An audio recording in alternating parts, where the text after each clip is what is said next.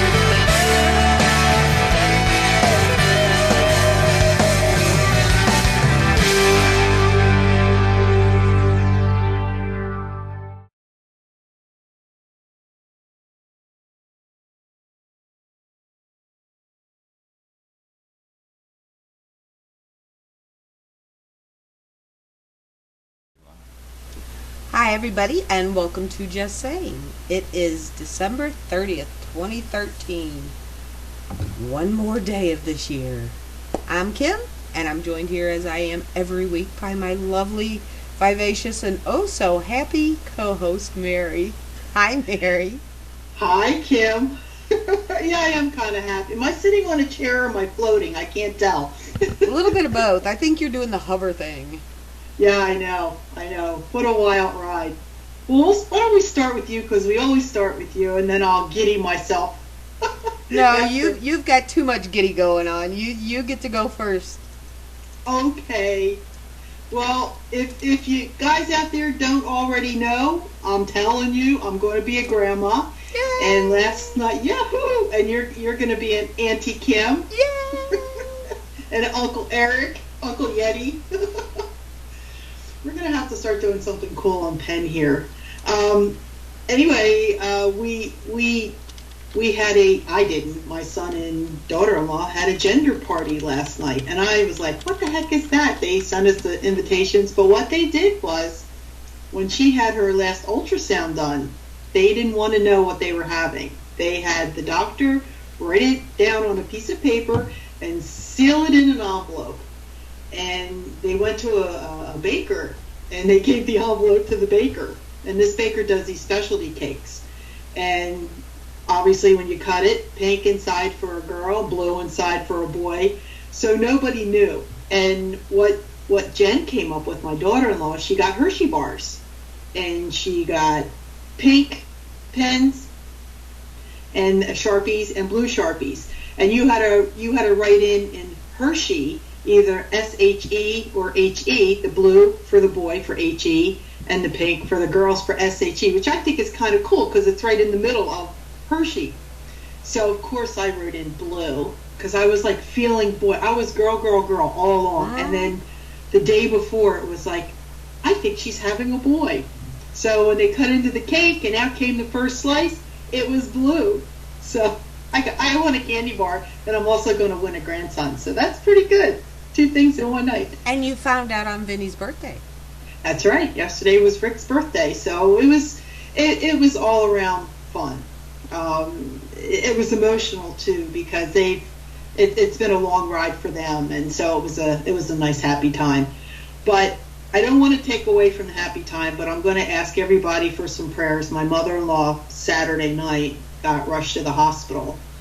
She was in intensive care for a day or so, and they just put her in a regular room. She seems to be doing a lot better. So all of you out there, please, put some positive thoughts in her direction, and please send some healing and plenty of prayers. But anyway, May 9th. Woot woot. That's right.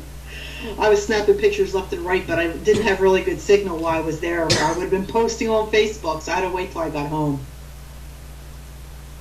So how are you doing? I'm fine. I'm cold.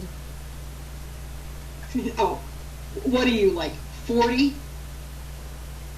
We're like 12 here. Yeah, actually it is 40. Yeah, we're going to go down to I think they said 13 tomorrow night. So it's going to be cold out there banging pots. No. How was Christmas for you? It was quiet. Yeah. It was. Kim's not getting out of her pajamas. That was probably me on Christmas Day too. Nobody comes over on Christmas. We do our thing Christmas Eve. But yeah, we didn't even really talk that much on Christmas. I think you were kind of laying low. Every once in a while we'd send a message back and forth. But well, Eric cooked a lovely dinner, and we had eggnog spiked and cookies and pie. Yeah, I saw that picture you posted. I was ready to start driving, but I figured it would take me 20-some hours to get there, and you guys would have ate it all up by the time I got there. He made his first batch of dressing from scratch. It was very good. I'm sure it was. Well, now we have New Year's to look forward to. Well, that gives us about 36 hours to clean out the rest of the weeds. Yeah, I'm getting pretty close to a weed-free garden. So do you have any resolutions? I made a resolution in 77 never to make a resolution. It's the only one I've ever kept. Smart thinking. I read somewhere that most people actually take nervous breakdowns because they put so many of these resolutions out there that are so unattainable. They take breakdowns because they can't do it. Not me. Well, forever I sat there and watched, oh, let's make this New Year's resolution, and what's your New Year's resolution, and blah blah blah blah blah, and like 2 weeks later they're doing exactly what they said they were never going to do again. I know. So but you put the pressure on. So freshman year in high school, I said, that's it, no more. I will never make another resolution, and I've stuck to it. Well, the beauty of coming to a close, you can kind of remember all the good things that did happen throughout the year. Because I usually, sometimes I zoom in on the bad things. And I kind of have a half a resolution coming up is the fact is concentrate on all the good stuff. And I think tonight, our show tonight, is starting it's the ending of a good year for us here, and it's also going to show all the good things that are upon us. So whatever we do up and coming, it's going to be fun, it's going to be positive, and we're going to enjoy it. And so that brings us to our guest tonight, because the guest that we have tonight is always positive, upbeat, and she's probably our favorite guest. We've had her on so many times, and when the show comes to an end, it's like, we got to bring you back on again. So what better way to end 2013 than to bring on our guest? Well, you can't say favorite because you may upset a few. But we will definitely put her in our top 5. Yes. Well, I'm going to put her in my top 2. Well, no, this particular guest, which everybody knows who we're going to have on tonight, considers herself a C-list. But I consider her one of our A-list guests. She is one of our A-list guests. Yes. And we don't have that many. Our guest this evening hails from Arizona. She is an author. And what was I coming up with earlier? She is the superb event coordinator for all things weird. But that's why we like it. Debbie Branning. Hi, Debbie. Welcome to the show tonight. That was a good description of it, really. All things weird. That is me. But we like it that way. I mean, it's not the same stereotypical thing that everybody else is doing and complaining about. Yours are always fun. It's always out of the ordinary. I mean, just look at some of the places we did this year. I slept in a cave, and I got to kiss the Blarney Stone. That was a big event for the year. Come and see Mary. I finally met Mary after all this time. Well, not so much me. You went up to the Shanley. Yeah, that was really exciting. I enjoyed it. See, Kim, that should be our goal in 2014. We're always talking about the Shanley and how much we love it. Is get all these people here. Make that list. Really? Yeah, we have certain people. Oh, I can't wait to go back. Get them all there at the same time. Same time, yeah. Yeah, oh God, could you imagine that? That would definitely be interesting. It'd be fun. Could you imagine Debbie and Maureen and Patty and Cynthia and... I ain't covering that bar tab. Yeah, exactly. But we could get you to make some pulled pork, right? Hey, I'm good at pulling meat. Okay. Let's rewind that. So anyway, Debbie. Yes. I know. Kim, you continue. He's your husband. I don't know what to say after that, Cub. I know. Did I mention that cake last night was really tasty? It looked good. I wouldn't want to cut it. It was too cute. I know. It was very cute. The problem is they make really cute stuff with fondant, but I don't like the taste of fondant, so I'd be peeling it off. Yeah. I don't usually care for that either, but this was exceptionally good. They had that for their wedding cake, and it's like, I like icing. Mm-hmm. Not something that you roll, but this was kind of soft, and it was very tasty. And I made sure I had 2 slices so that you were tasting it too, Kim. I mean, I wasn't going to just eat one. Well, I thought you had the second piece just to make sure it was blue the second time around. Yeah.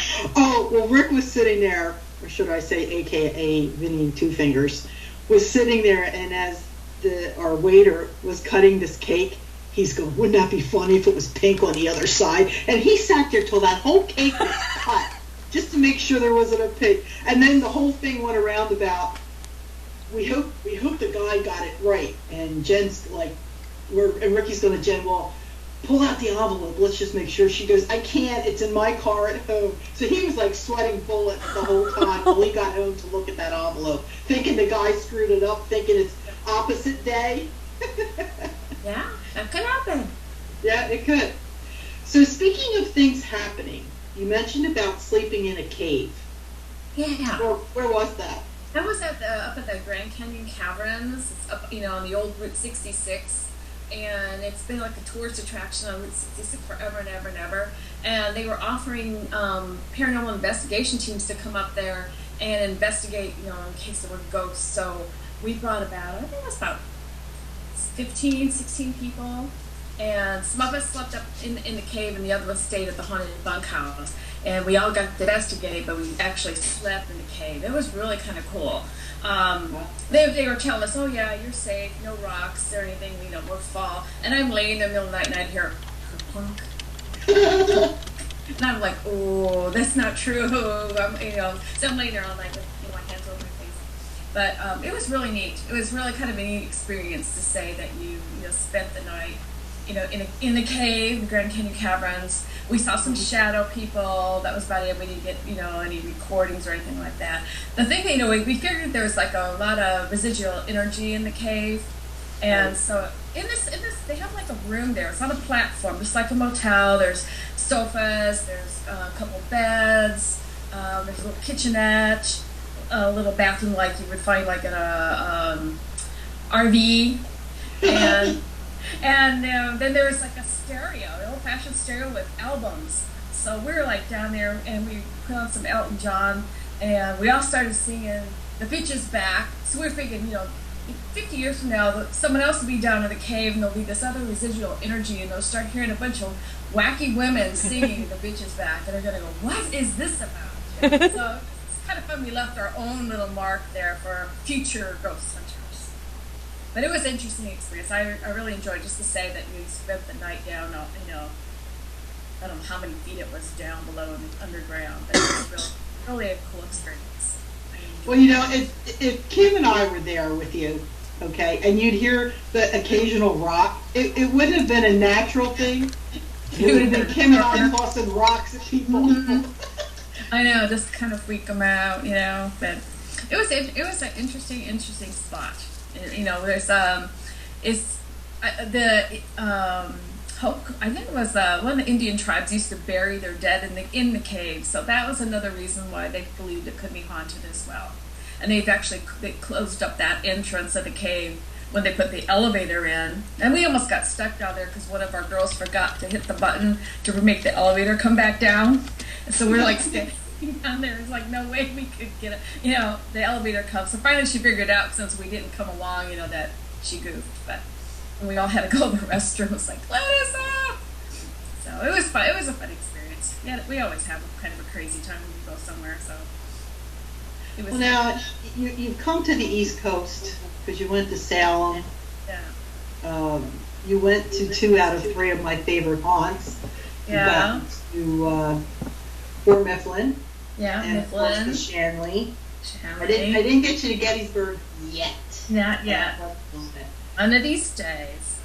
Now, this is going to be a really crazy question, but then again, you're on Just Saying, so we can't help ourselves, and we probably should put a disclaimer on some of our questions. But yeah, with all the places that you've been to out in Arizona and the surrounding areas, and then you come here, do you notice a difference in the paranormal activity?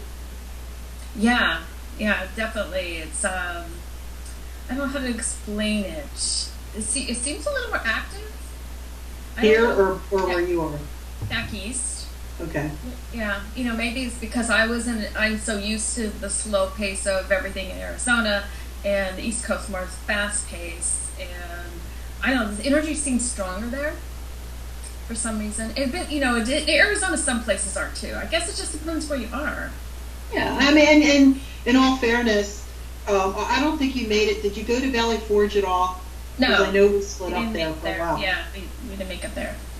But at Fort Mifflin, and you basically did a walk through there. Yeah. And even if you make it to Gettysburg, I mean, you've got a lot of fighting that went on. Right? A lot of people lost their lives. I mean, just the fact that the fighting, the energy that it takes to do that, and the impression of things that you're leaving behind. I could definitely see that, maybe making things a little bit, stronger. Right, and I think in all the forts I've been to, because I like to go to forts. They interest me for some reason. That you have that strong male energy there too.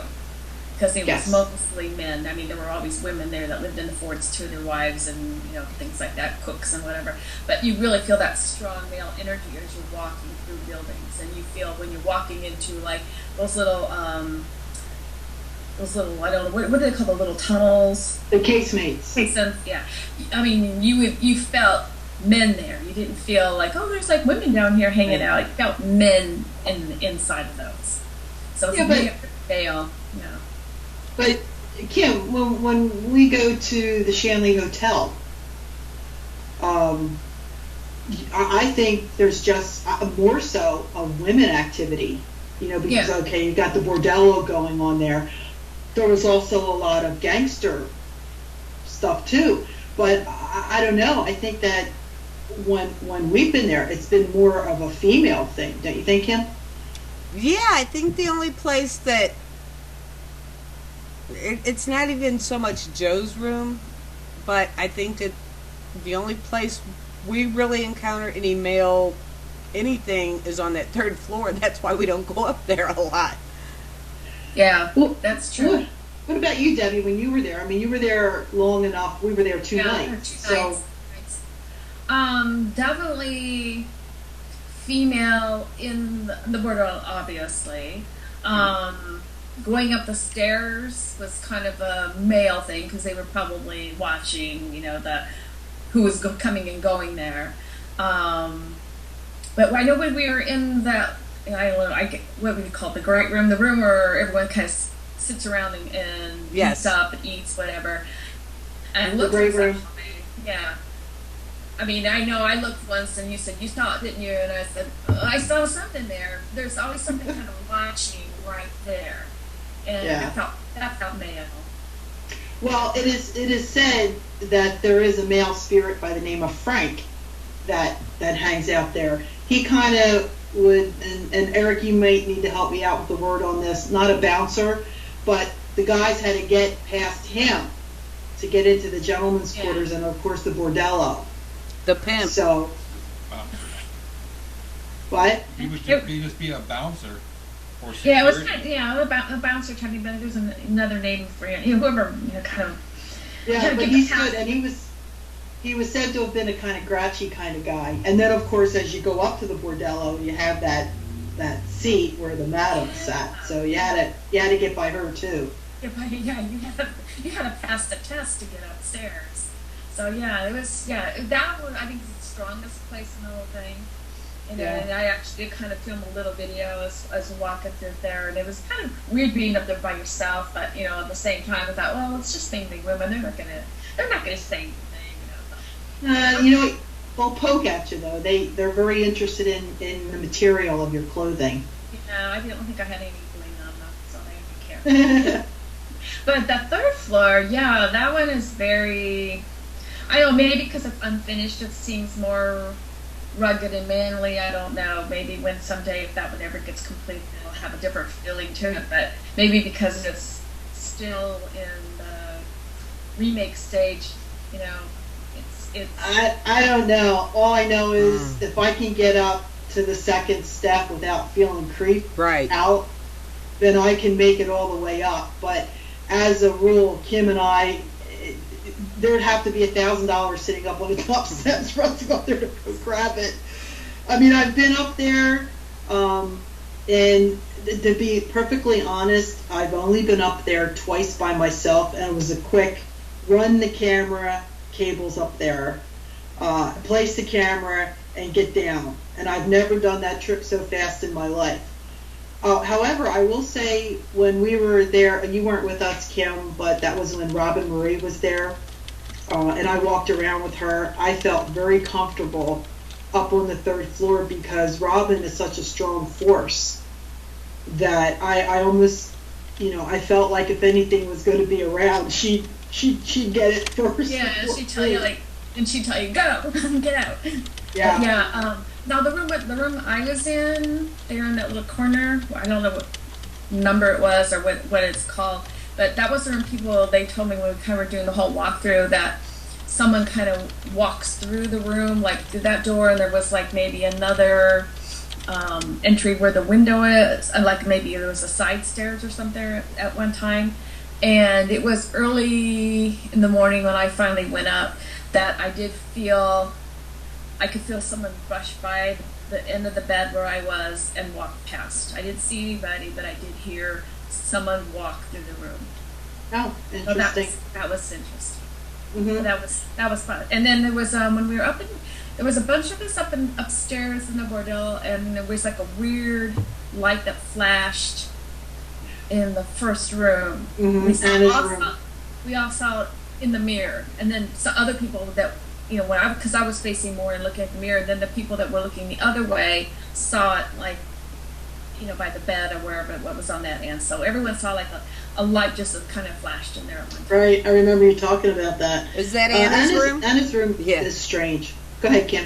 I was going to say, is that Anna's room? I think everybody's had some kind of weirdness in Anna's room.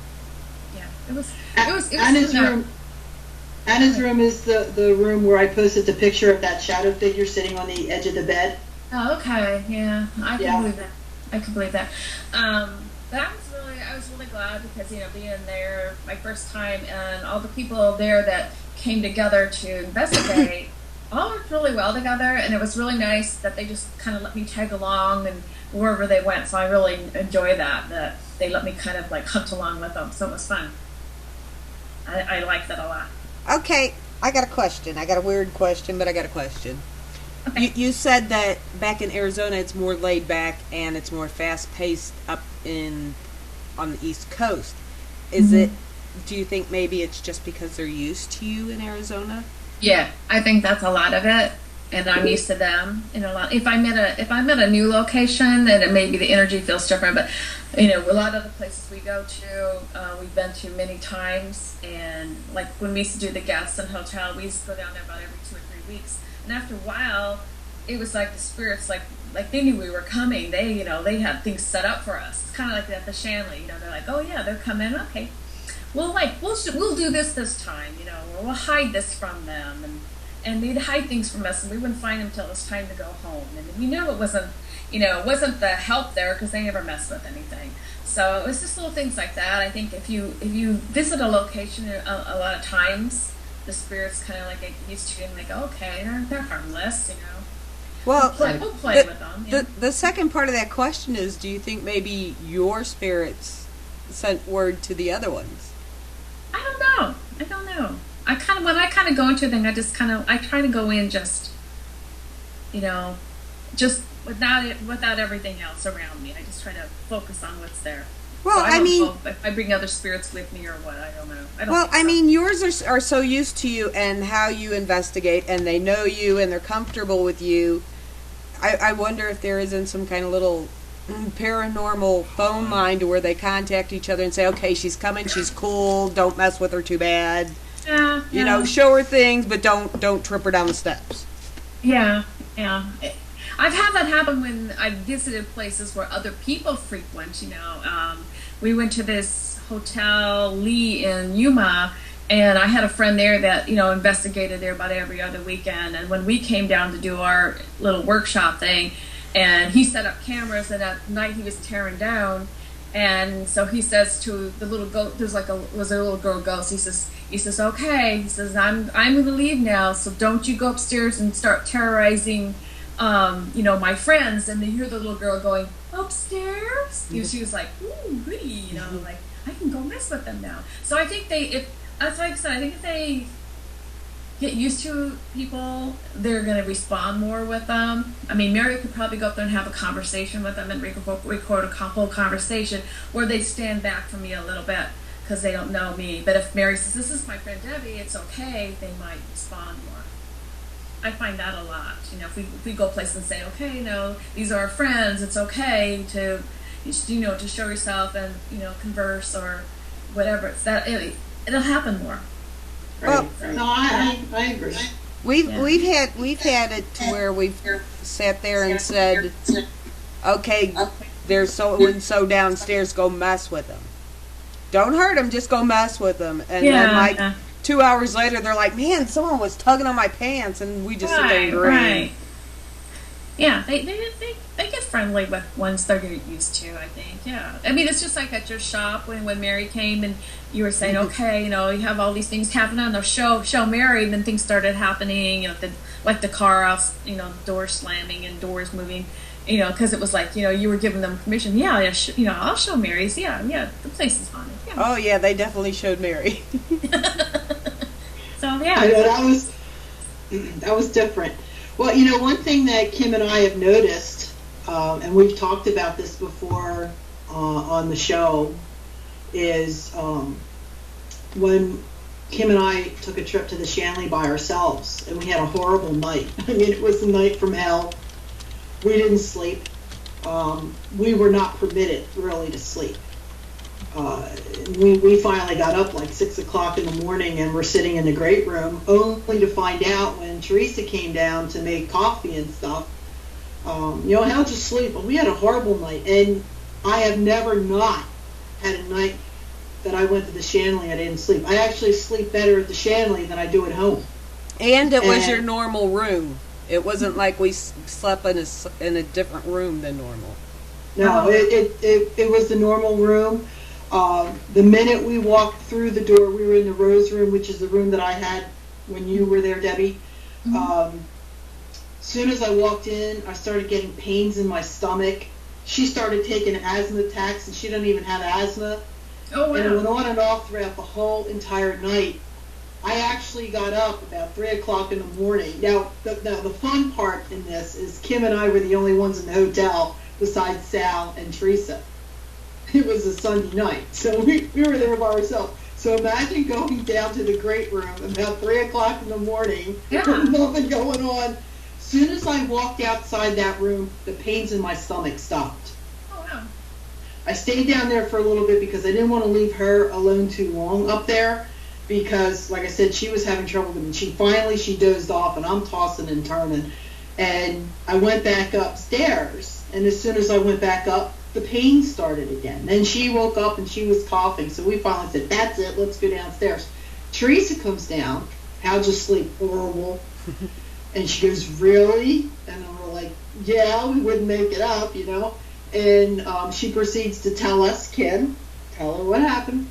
Apparently the night before we got there was a group that was supposed to be investigating, but the one guy's daughter decided to get drunk and was like screaming and cussing at him, wound up in the middle of some other couple's bed. I mean, just crazy obnoxious. She was not a nice person, and apparently they spent the entire night. We were there going, look, listen, you know what she did? So yeah.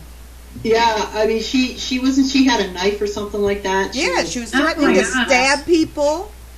But the point that, and the reason why I'm bringing this up, it goes along with what you were saying about, when Kim had asked you about spirits. If you go to a place over and over again, like I do the Shanley, and Kim had already been there about 3 times, they start to know you. And they had to come to us and say, you're not going to believe what happened. Yeah. I think that was probably, like, they were putting all the, anxiety on you guys, and that's probably what's making you not feel good. Yeah. That was a long ride home that day, too. Our only saving grace was a Dunkin' Donuts. Yeah. I mean, I could feel myself, I'm thinking to myself, this is dangerous. This is really dangerous. And so Dunkin' Donuts, here we come, and I was sucking down the 24-ounce. Yeah, without that, I think we would have had to pull off. I had to come home. I couldn't stay any longer because I had to go to work the next day. But I do believe that they do get to know you, and they do feel comfortable. A perfect example there is when you go to a place like the Shanley. The Shanley is known for EVPs, not pictures. Mm-hmm. Yeah. They're very camera shy. And Kimmy will tell you, I just put my trap cam down and walk away, and you can hear click, click, click. I mean, I've gotten more from the trap cam at the Shanley than I have anywhere else. But what else have we found? Recently. But what else have we found? What? What else have we found with the trap cam? Oh yeah. Well, that's you tell that one. You like that story. Every time the trap cam goes off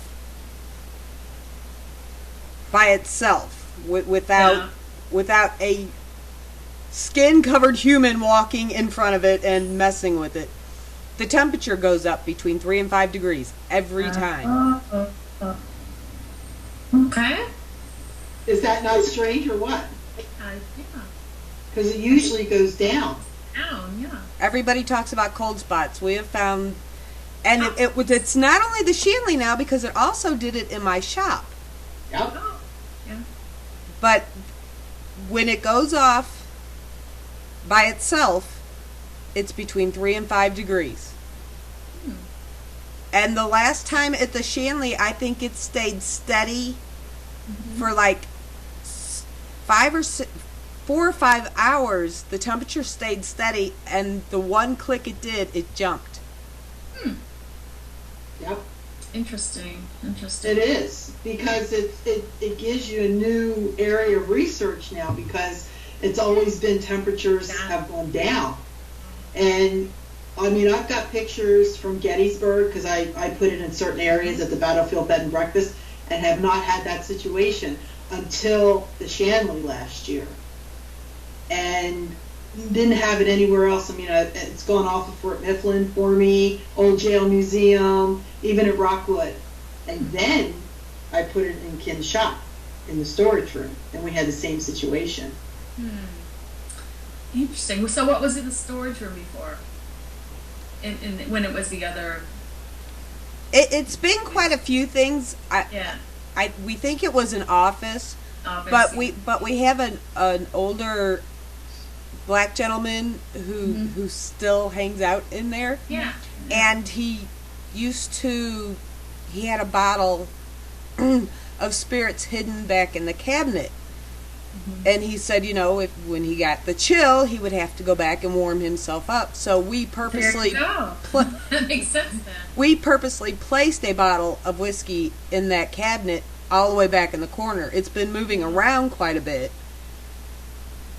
but that's what we had the camera on, was the cabinets, to see whether or not he was getting into them. Doesn't it? Yeah.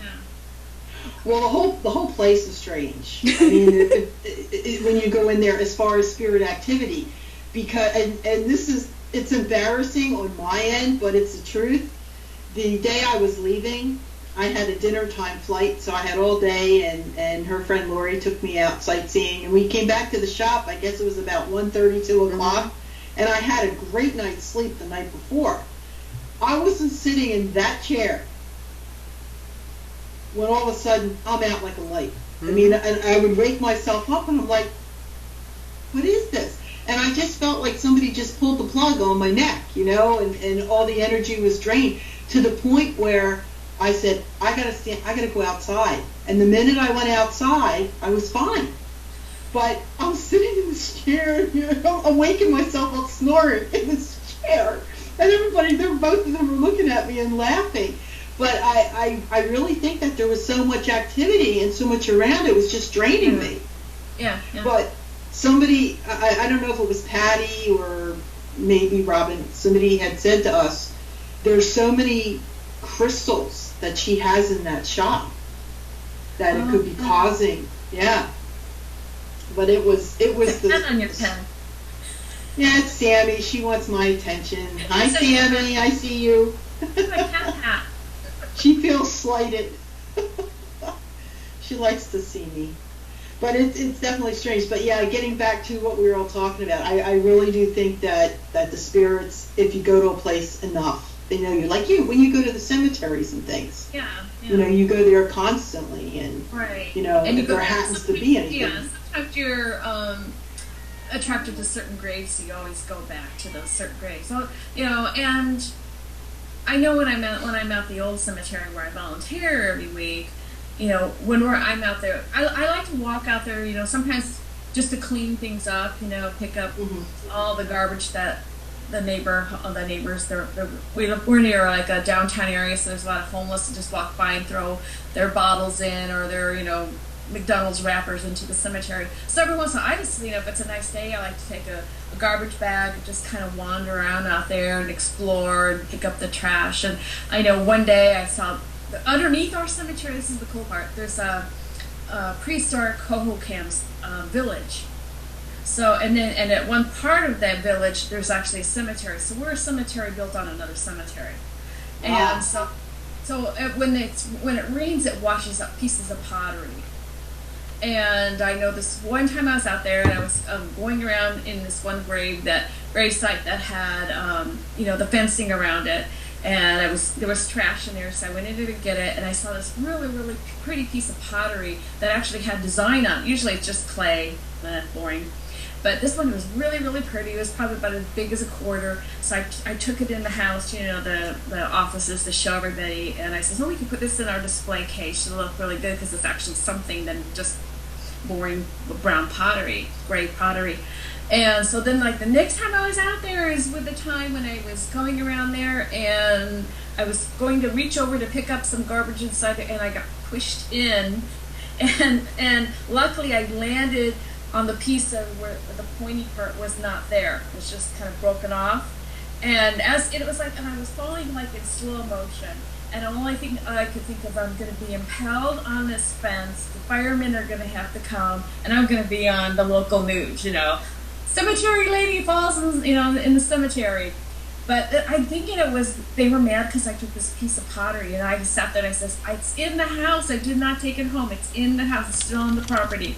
It's they were mad that I did that. But they watch you out there. When you're walking around out there, you can feel a lot of the spirits watching you. They're not bad. It's not haunted bad. It's just, people, I think they're happy we take care of the place. Yeah. And that's one of the things we're going to be doing in February, because we're trying to get, when we have our open house day, it's the third Saturday of the month or whatever, we want to get activities coming, so people want to come. They'll go online and say, what are they going to be doing at the cemetery this time? What are they up to now? Well, this time we're doing, we're making old-fashioned Victorian Valentines. So people can come and then tour the cemetery. Then they can come inside and make a Valentine at the end of this month, so they can give it away, in February. And we're working on a little scavenger hunt for them to walk around the cemetery and find, heart-shaped tombstones or names, that have kind of a Valentine feel to it, or maybe someone that died on February 14th or whatever. So we're going to send them out on a little scavenger hunt while they're out visiting in the cemetery. So that's what we're doing this time. We're always trying to think of something new to get people in there to come explore. So, well, let's back up. Let's back up to Kim talked about your events. Only you would think of something like that for Valentine's Day. Let's go get romantic in a cemetery. Yeah. Well, we have our offices in an old Victorian house. They moved to the property, so it has that Victorian flow to it. But we thought that would get them in there. Maybe, I don't know. We're always trying to think of something. Hey, she has crazy, cool, weird events. I love them. Yeah, it's true. We try to. We spent what was it, July? We had a workshop at an old hotel where a newsman got blown up back in the 70s, and they have it all retro, so everybody had to come dressed in 70s clothes, with the polyester. So that was really a lot of fun too. We kind of go with themes with our workshops. So everybody was dressed in polyester, and it was really, really kind of fun. We always make a craft. We have fun at our workshops.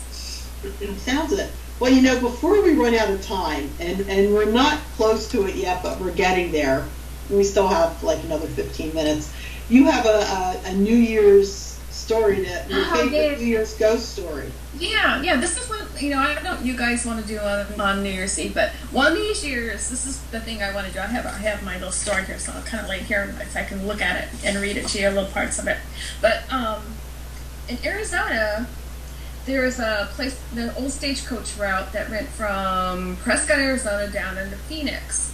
And, back in the 1860s, they would take, because they mined up in the Prescott area at that time. They were bringing some of the gold down to Phoenix, And as they were going down, you have to go through this real rocky, just like in the westerns. Remember the rocky spot in where the bad guys always ambush the stagecoach.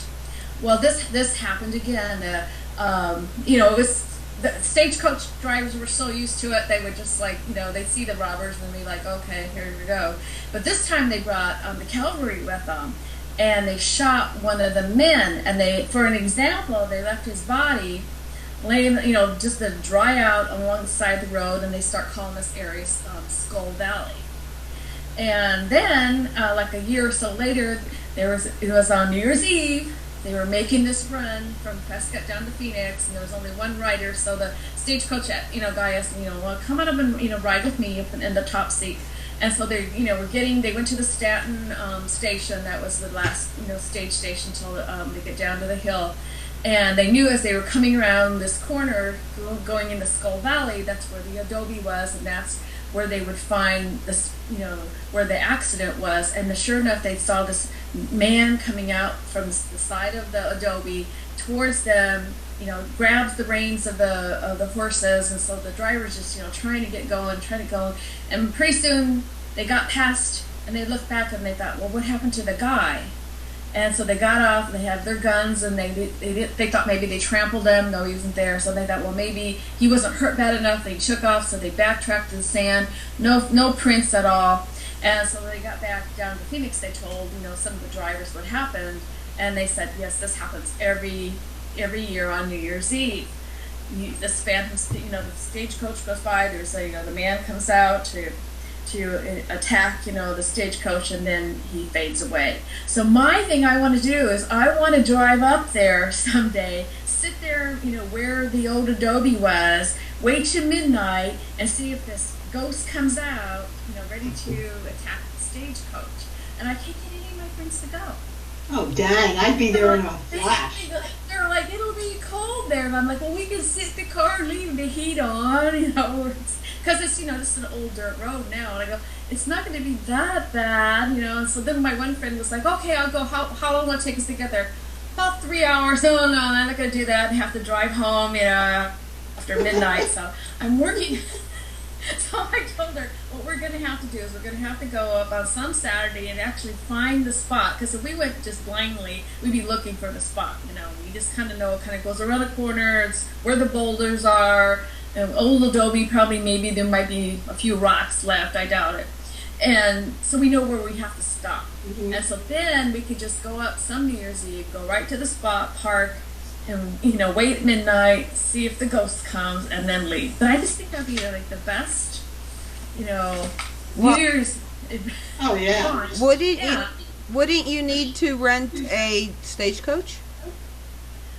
Rent a what? Stagecoach. You're cutting out.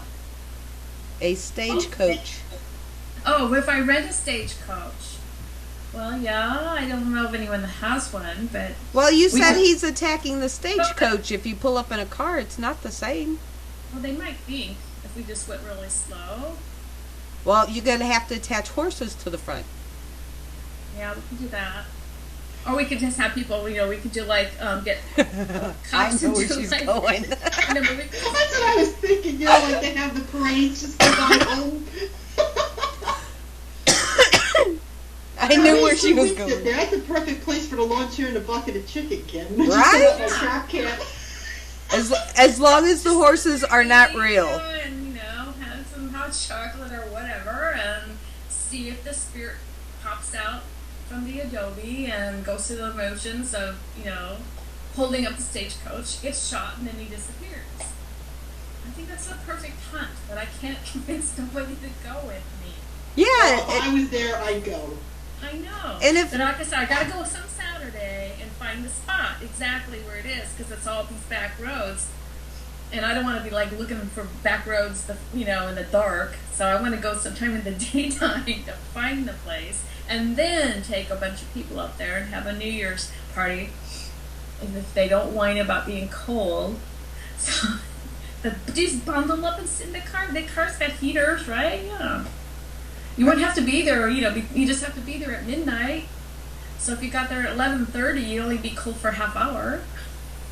Right? I say get all together and rent an RV and park it over on the side. That way you can have your party inside. You've got your facilities, you got your heat, and you can watch what's going on.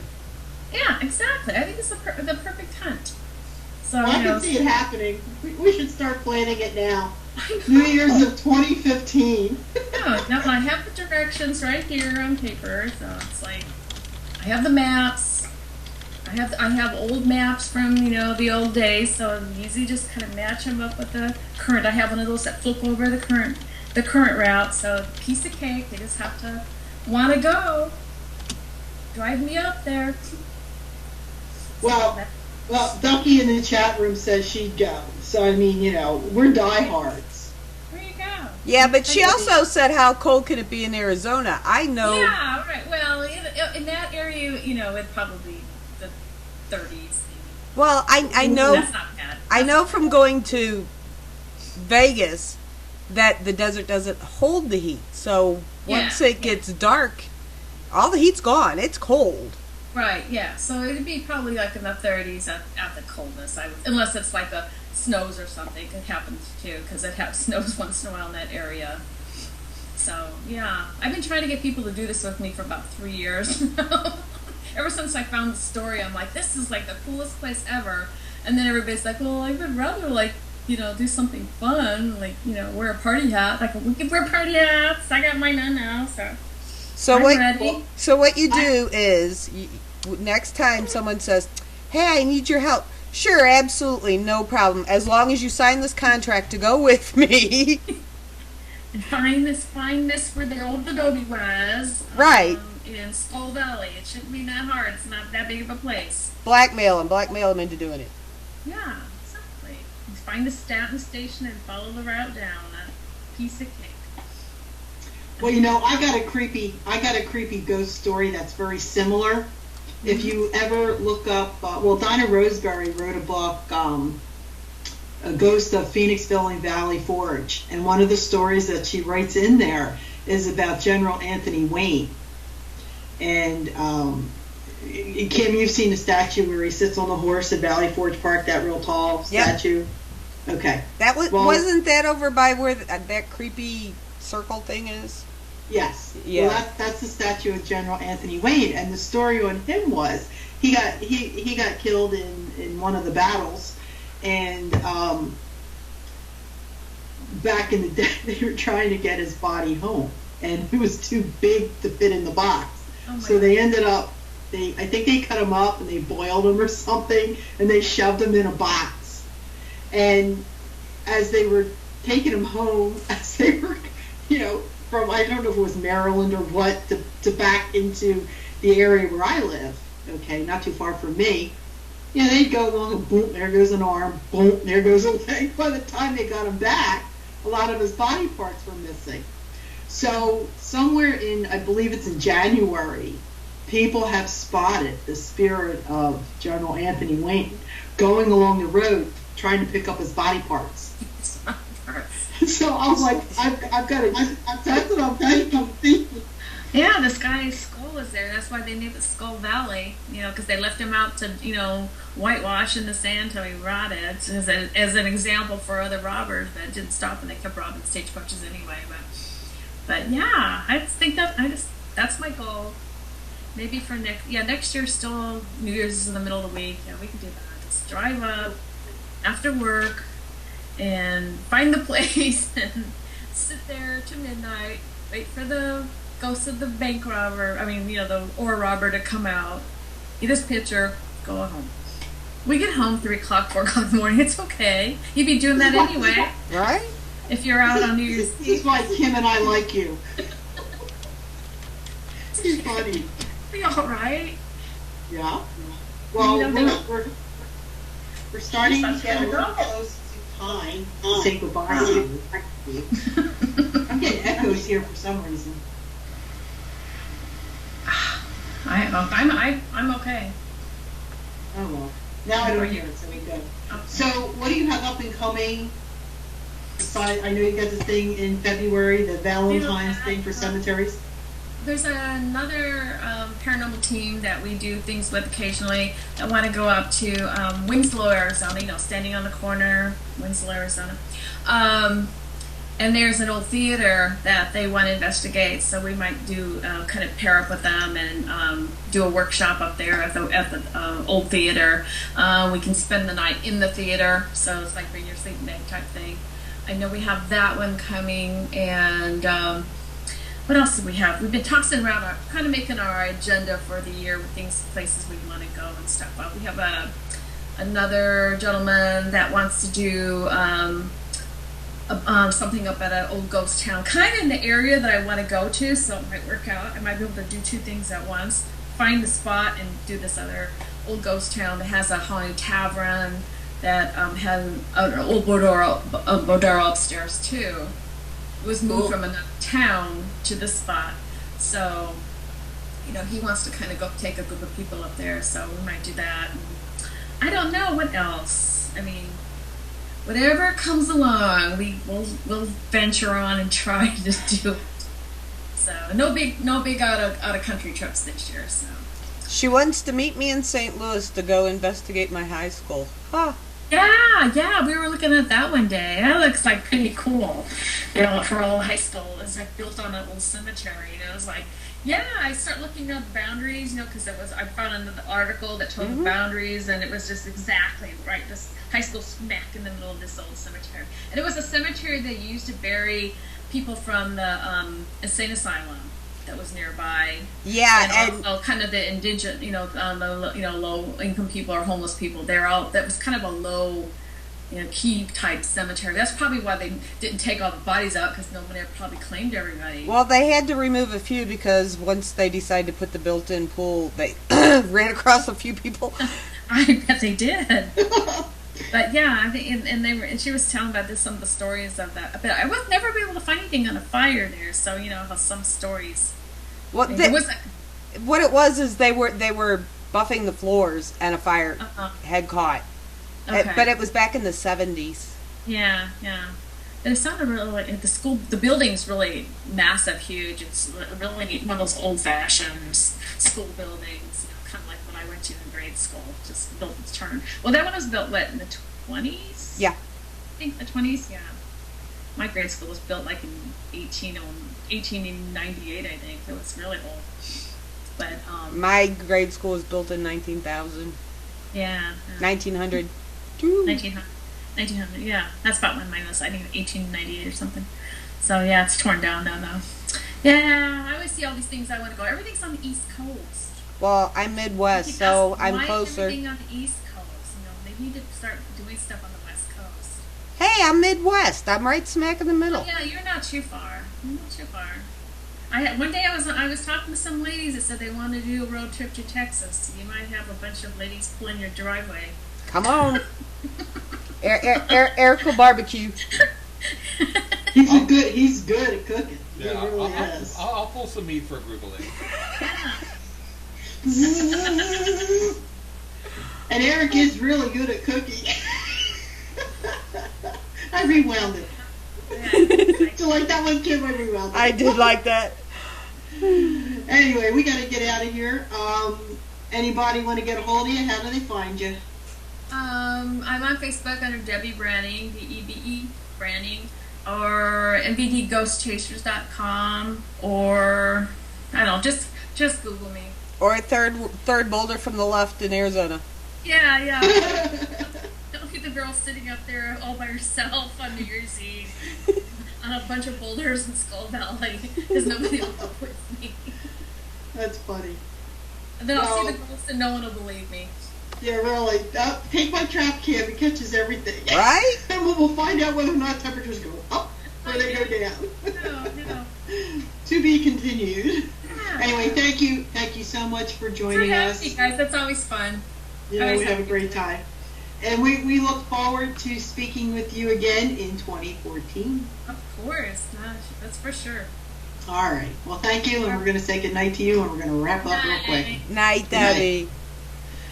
Okay. Well, we got to get ourselves out of here. But I'd like to say one thing, well, a bunch of things, but I'll say one thing real quick, is February 8th, I will be hosting a event at the Battlefield Bed and Breakfast in Gettysburg. So if anybody's interested in joining us, www.gettysburgbattlefield.com. And we want to wish you all a safe and happy New Year. Don't drink and drive. Yeah, don't drink and Exactly. drive. Otherwise, we'll have Mary's son, the cop, come after you, and he's Yes, busy he will. trying to figure out whether or not the cake's still blue. Yeah, is it blue or is it pink? Anyway, Happy New Year to everybody, and special shout out to my very, very special friend, the kid. I love you. Happy New Year to you and your mom. And Kim, what can I say? We look forward to another wonderful year. And more of our mischief. Be prepared. That's right.